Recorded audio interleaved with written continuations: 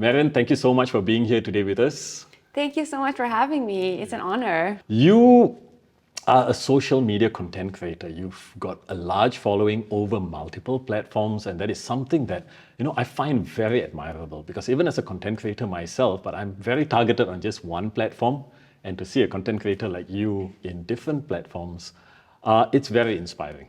Okay, so you've got 44,000 followers on Instagram, 16,000 subscribers on YouTube, and 13,000 followers on TikTok. So how did you get into this line of being a content creator? What's your story?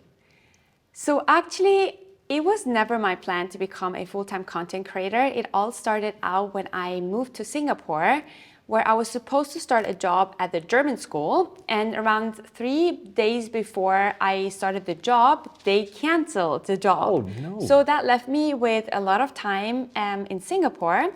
And I started an Instagram account from zero, just to show my family and friends what I'm up to in Singapore, to show my new life, and to kind of document whatever I do. And I was really fascinated by the food in Singapore. So I did mainly food videos, which led to a lot of companies or like F&B restaurants, cafes inviting me to try their food. So I made a lot of videos about Singapore itself, about the food in Singapore, and I got invited to media tastings. And as soon as I realized, okay, this is a business, and I didn't have any other job at the moment, I wanted to give this a go, and I told myself, I'm just going to go full in and see how far I can come. Well, here's the thing, Marion. I've had an Instagram page myself for years now. So I've posted photos as well, but it's not that easy, right? Just take a photo, post it, and then you'll get invited for tasting events and media events. Important to talk about is that I actually joined a social media coaching program as soon as I realized I wanted to really do this professionally, because being a content creator, it's a full-time job. And I tell myself like I'm a mini business owner now. I joined the program where I felt like I was back in uni. I had classes 4 times a week, which was really intense with homeworks. And I learned everything about the algorithm, how the social media platforms work. And I tell people that my videos are not just I post whatever I want. I follow a clear structure, and that was the reason why I was able to grow my following that fast, because there are a lot of tips and tricks to make sure that your content is shown to a wider audience, which then led me which I was able to grow so fast. I see. So I suppose the misconception here is that, you just take a photo and you post it and you will gain a following. There is a system behind it, right? Exactly. So when people ask me, or people say, so what exactly do? You do videos? And I'm like, oh, this video took me like 6 hours to produce, because it's a whole storyline. You start off with coming up with an idea, you start scripting, you go filming, you do a voiceover. Nothing is by chance. I really make sure that my video has a good start, that people are interested in to watch it, that it keeps the attention throughout the video, to get this full watch time. So yeah, nothing's by chance. Nothing's by chance, right? So what would you say is your preferred, or I wouldn't say your preferred channel, but maybe the channel which you focus most of your efforts in? Is it TikTok, Instagram, or YouTube? Definitely Instagram. Okay. I started out a bit more than a year with 0 followers, and I made this my main focus, because creating content for Instagram, TikTok, and YouTube is different for all the platforms. My goal was to post 1 video a day for 365 days, which wouldn't allow me to create different types of videos for the other channels. And I'm really proud that I actually really managed to post 1 single video for more than a year now. Oh, wow. So Instagram is definitely my main platform. So when did your YouTube start then? I started it at the same time, because I just reposted the content I posted on Instagram to YouTube, as well as TikTok. But I started doing long form videos about 8 months ago, which in the beginning YouTube is a whole other game. And I mean, you are the YouTube expert and you're over like almost 700,000 subscribers. It's really I admire that as well. But because YouTube is really takes it to the next level with editing but I cannot do everything. So I take it slow on YouTube. I post 2 videos a month, long form. That's good. But yeah, not as high quality as you. Well, it's a journey, right? I always think, say baby steps. Yeah, baby steps indeed.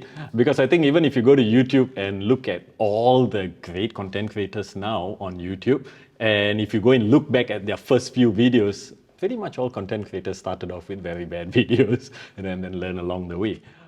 So, Marion, there's always this perception of what a content creator's life is, and then there is the reality of what a content creator's life is. From the outside, being an influencer content creator looks like this shiny world of getting presents and attending fancy events, where this is actually only a small percentage of what I do all day.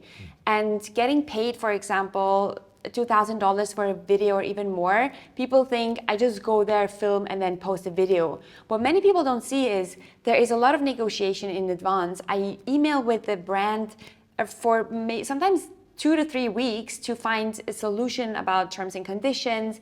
I work out a script. The script goes back and forth, and there's a brief sometimes, which is 10 pages long, which takes me half a day to go through. There's contracts I have to look through.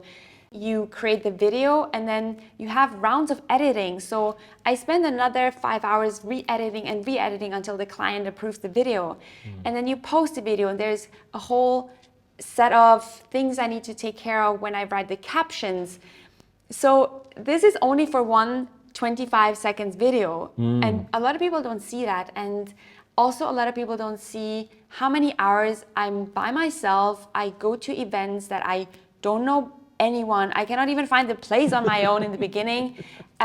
You need to put yourself out there, and you're always alone. Even though you're surrounded by events at other influencers, it's still you and your platform, and you need to make it work. And I think it looks shinier than it is because it's also a 24 hours job. I'm never done with work. I don't have any weekends. I also have nobody telling me it's okay to take a break now, you're done with work. So it's this constant pressure of creating good content, and if you don't create content, you're not going to earn any money. So sometimes I just wish I had a boss who tells me, you go to do this, and then you're done, and you can go home and you rest for the weekend. I'm never finished. I'm never done with work. Yeah, I think that's the reality of being a content creator, right? And especially when you're doing it for yourself, unlike working for an agency, there's multiple people to do different aspects of the job itself, where here you wear multiple hats, and you are everyone. You are the producer of the content, you're the script writer, you're the videographer, then you're the editor, you're the curator. Wow, I get it. So in your journey, you've been doing this for what, about a year now, right? Yes, I started from zero a bit more than a year ago. Okay, and you're now sitting at 44,000 followers and growing steadily every day. What are some of your proudest moments of being a content creator in this last 1 year? I think the proudest moments was really when I had my first paid collaboration, where I really realized I can earn money with making videos. And that really motivated me to keep pushing, to keep going, because I saw that there is something. I just need to keep doing this, not giving up. And you always hear the success stories about content creators earning a certain amount of money. And when I realized, okay, this brand actually really likes my content as much to pay me in cash, I think I was very proud of that, yeah. Oh, that's awesome. So what are some of your biggest struggles then? My biggest struggles is to find a work-life balance, especially in the beginning, because I was so motivated. I really wanted to make this work. I had content on my mind everywhere I went. For example, I went to have a coffee with a friend. In my head was like, is this coffee nice to take a picture? And after half an hour, maybe my inbox is already 10 new messages, or what should I do next, or what video to post tomorrow? I was constantly thinking about what I can do next, and to take a break, it was very hard for me. And also it's very important, or I struggled a lot with when I went on a vacation.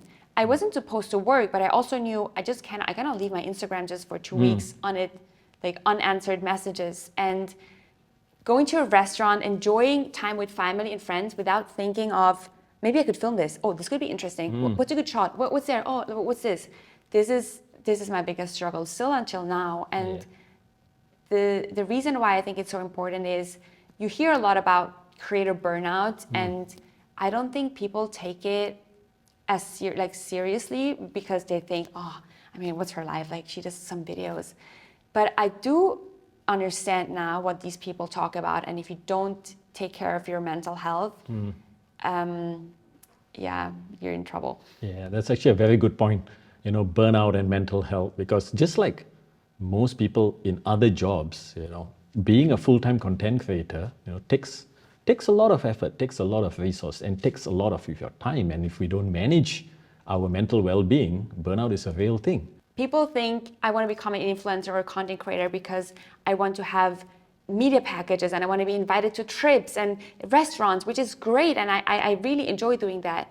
But if you don't like editing, scripting, voiceovering videos, this job is not for you, because I spend a lot of time every day. Since I post every day, I film and edit a video for 2 hours every single day. And if you don't like doing that, this job is a struggle.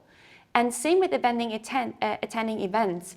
It looks nice to be at the event, but I go there by myself. I don't know anyone. And I enjoy making small talk, and I have no problem in putting myself out there, starting conversations, networking. But that's not for everyone. And, it's also exhausting to constantly, make new friends, be social. So yeah, the goodie bag you get at the end it's nice, but you have to earn it sometimes, and that's not for everyone. Yeah, and the goodie bag alone doesn't pay the bills, right? No, and this is another thing that I think is a big problem in the industry right now, where a lot of brands would like to do a so-called barter collaboration, where they give you a product and you review it and post it on social media. And that's great, I get a new shampoo, but my landlord doesn't take any shampoo to pay my bills.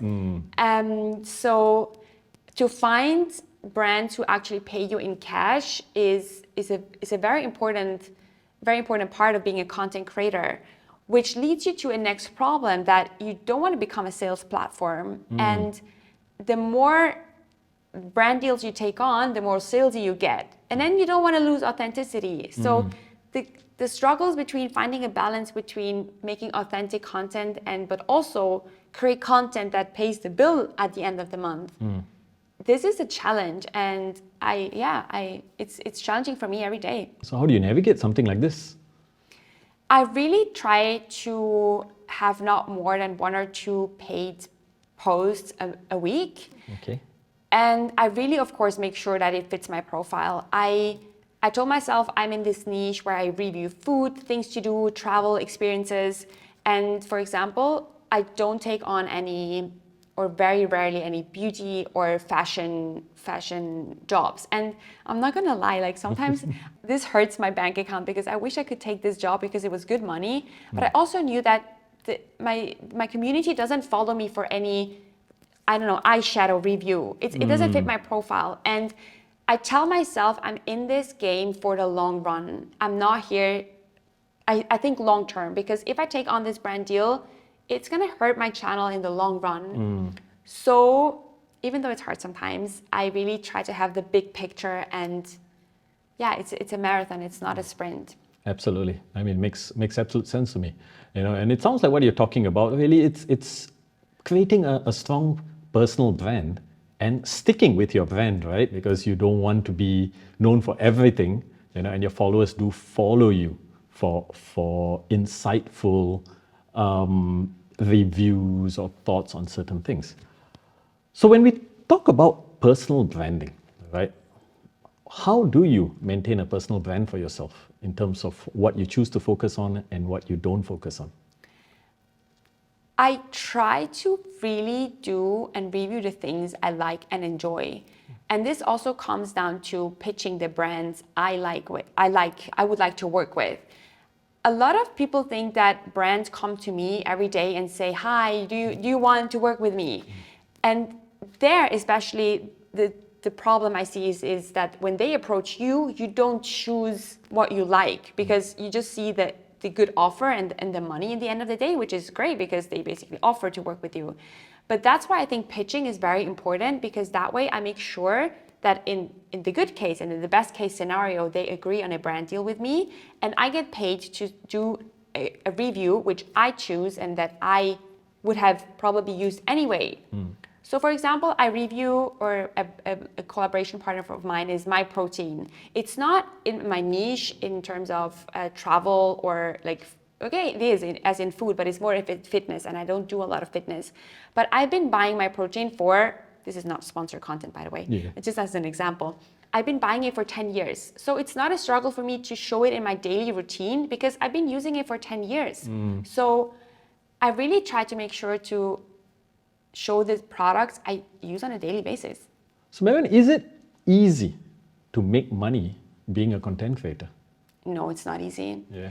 As mentioned before, a lot of brands, they want to offer just a gifted collaboration where they send you a product for probably worth $10 and would like to make you a video about it.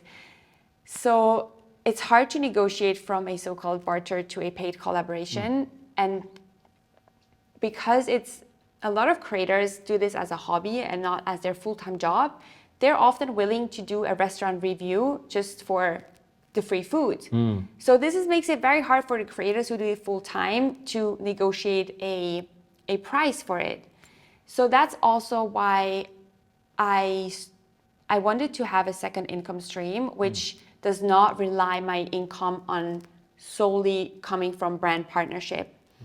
That's why that's my advice for every creator out there. Don't put all your eggs in one basket, only on Instagram. Try to diversify your income streams. That's why I started to do social media coaching. Okay. I think I started because a lot of people ask me, so wow, you 1 year and you already, after I think 8 months, I was able to make a full-time living of it. I worked my ass off, not gonna lie. But I was able to do it, and I think a lot of people can do it if they just know how. So in my case, I just really wanted to give away everything I learned and all my tips and tricks and things that also I wish I knew from the beginning, which would have made my life even easier, despite being in the program, which helped a lot. So I started to coach other people who want to grow their following in their social media to become a full-time content creator, or just to grow their following. And I'm just starting out. I created a second Instagram channel. I do one-on-one coaching. I hosted some workshops here in Singapore, which was great because I love to connect with people. And no, I don't think it's easy. I think it's with every job, like no money is easy. But if you work hard, it's definitely possible. So what plays a more important part? Working hard or luck? Oh, it's hard work, 100%. If you hear these creators saying they blow up overnight, 1 million followers, this is maybe 1 in a billion. And I think that a lot of people think, oh, they can just create video and then they need one viral video and then their life is going to change.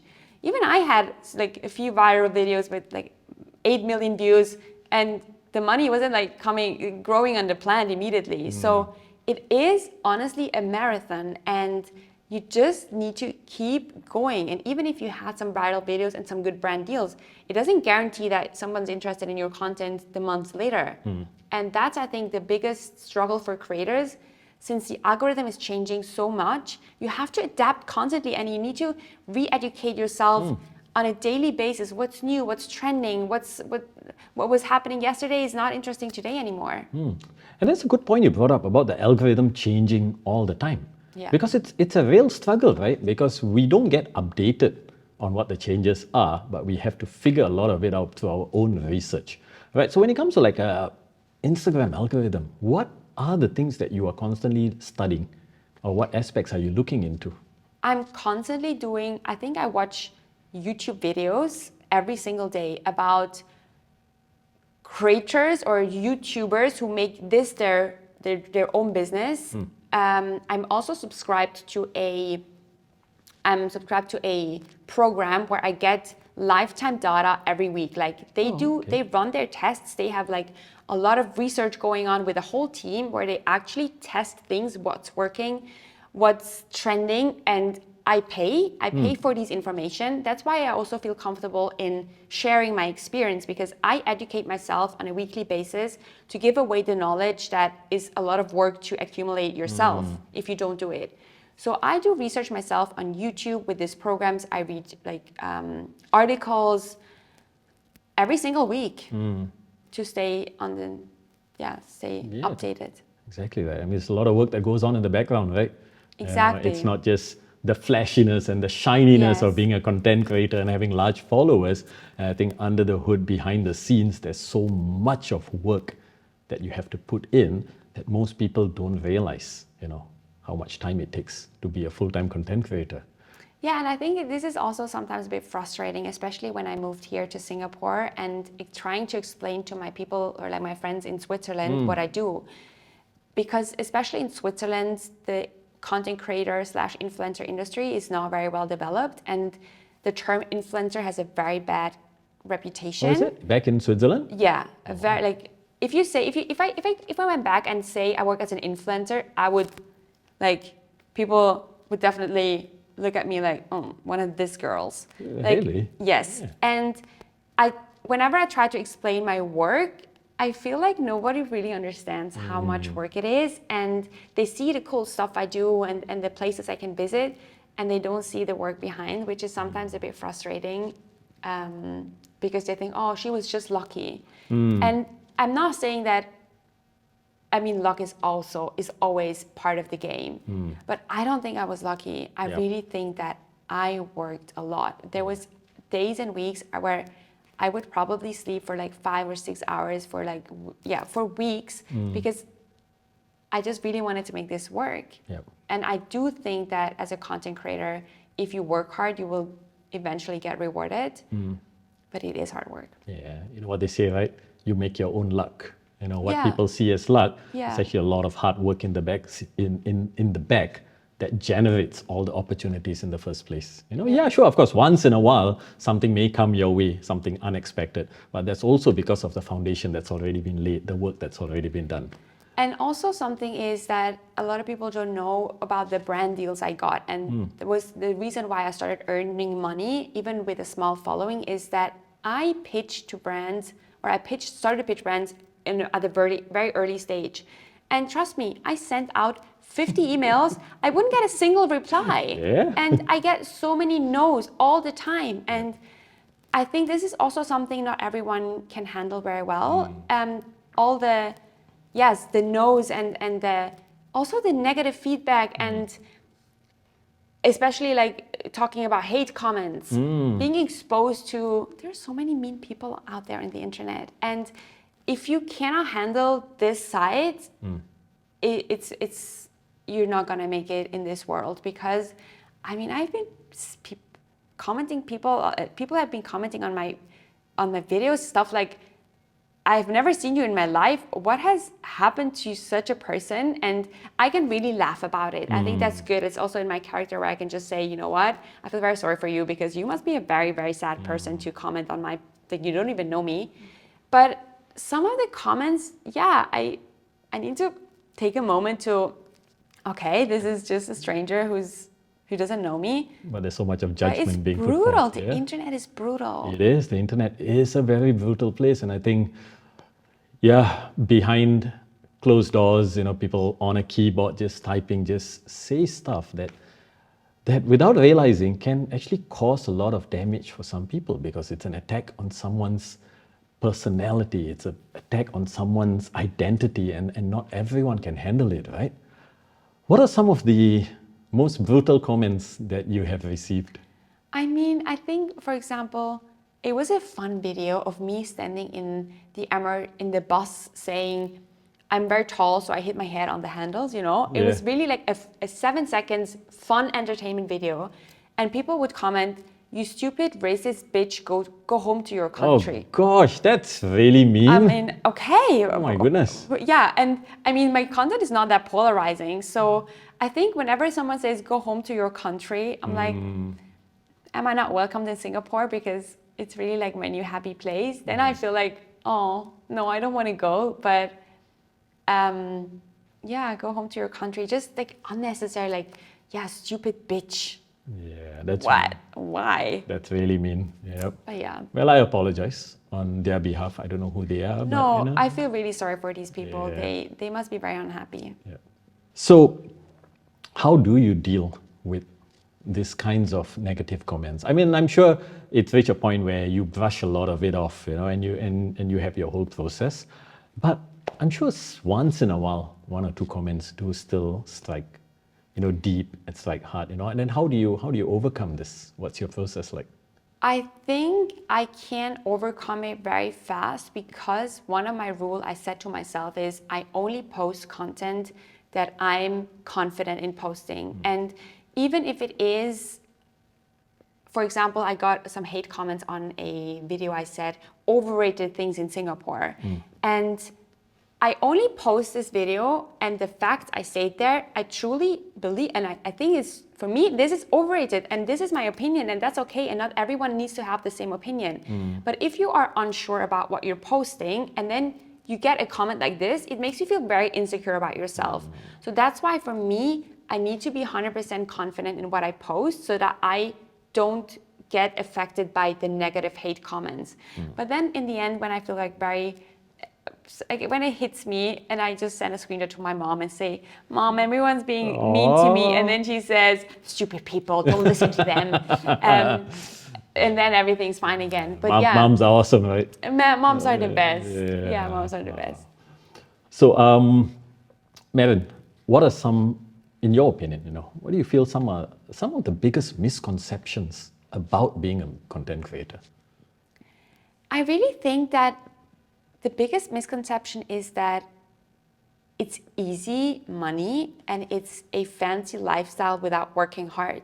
And as mentioned before, it is more than a full-time job. And people forget that, as mentioned before, nobody tells you to work and nobody tells you what to do. And if you cannot push yourself every single day to put yourself out there, you will not succeed as a content creator. And it is time consuming. It is not as fast as people think it is. You know, you cannot start I think I was a bit lucky in terms of how fast I could start from zero to become a full-time content creator.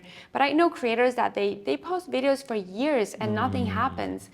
And I just wish that people would see more behind the scenes of the many hours I reply to emails, I pitch to brands, I try to find a location and get lost a million times. And yeah, this is the main misconception. Maybe that can be an idea for your next video, right? And a day in a life of a full-time content creator. Or example, I record a video for 5 hours or 2 hours and then the mic was off, or oh gosh, or, I don't know, oh, you lose your no. phone, or yeah, when you travel by yourself, you at the end of the day you're in your hotel room by yourself and you're editing yourself, and it can be lonely. It can be lonely. Yeah, absolutely. I mean that I can relate to, for sure. You know, but it's a good thing, right? That sometimes we content creators have formed a little community for ourselves where we can also uplift each other. This is something else I think that people judge content creators fast because they think, oh, they only hang around or hang out with other content creators. Like anything less is not good enough for them. But this is not the reason at all. I think content creators get along very well because they share the same experiences. We're like, oh, yesterday I had this client and they wouldn't approve my content, and yeah, that was so annoying, and I did this all over again. And people who've never been or who are not in this industry, they don't really understand the struggles. Because they don't know that the struggle is real and they can't relate to it. Because I think to the everyday person, they're probably just thinking like, wow, look at this person, so fortunate and still have so much to complain about. So what are some of your advice, right? What is your advice to aspiring content creators? And I'm talking about content creators who want to make this their full-time job, their full-time career. Ask yourself why. Why do you want to become a content creator? Do you want the free stuff? Do you want the free goodie bag? Or do you genuinely enjoy creating content? But a lot of people don't know is I spend a lot of time interacting with my community, which means responding to DMs, responding on comments. Do you enjoy that? Do you enjoy working out a script for 2 hours to make it perfect? Because if you don't enjoy that, you will not be able to do it. And you have to ask yourself, if you have to start making content and in 4 years you will make a lot of money, but in this 4 years you will not make any money, will you still start your journey as a content creator? And if it's a no, then you're not in the right place, because it is a marathon, it's not a sprint. And I think you also touched on way earlier on the importance of learning and education, right? Yeah. You need to constantly be on top of the game. You have to do research on your own, watch videos. I read a lot of newsletters from other creators. I do research myself. I don't consume social media the way I used to consume. It's a totally different approach where I look at videos. So definitely do your research, and it's a never-ending game, and you need to be prepared for a never-ending game. Yeah. So what's next for you? What's next for me, I really hope to be able to work as a full-time content creator here in Singapore, to be able to work with brands that I like, to create videos. I genuinely enjoy to create videos the same as I did 1 year ago when I started off.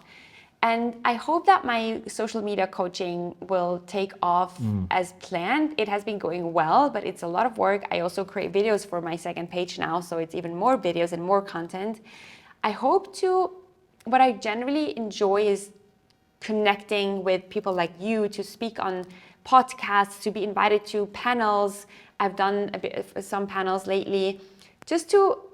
I think it's a great way to, especially what we touched on today, to address the not so shiny aspect of a job, and to just spread the word and make it more transparent of what it is to be a content creator. And if I can help to make the image, or to improve the image of influencers and content creators, I'd be very happy to do so. No, that's awesome.